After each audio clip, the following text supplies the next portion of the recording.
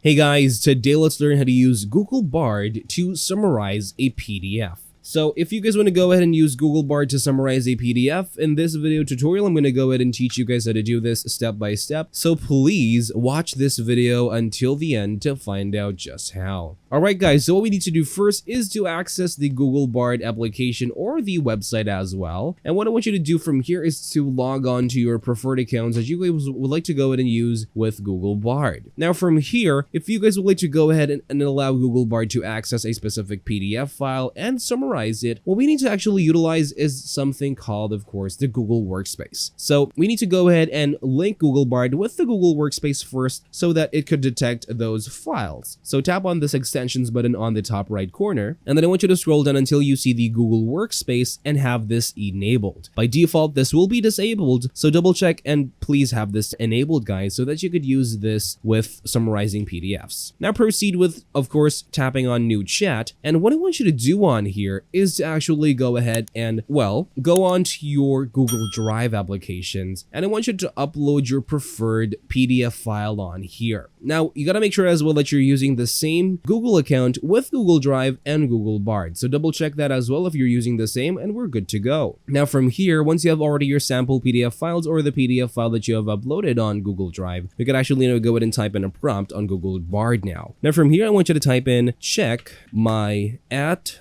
Google Drive and look for the, let's type in the file name, sample PDF file, and give me a summary on it. So you can actually go ahead and type in that prompt, and it will give you a summary of that specific PDF file. So you can actually go ahead and do that. And as you see, it will go ahead and look through your documents, look at the specific file name and that file as well, and also give you a quick summary of what that file is and its contents. As you see, it just gave us that right now. And that's all for this video, guys. Thank you guys for watching. Please like this video and subscribe as well if you guys learned something, and I'll see you guys on the next video.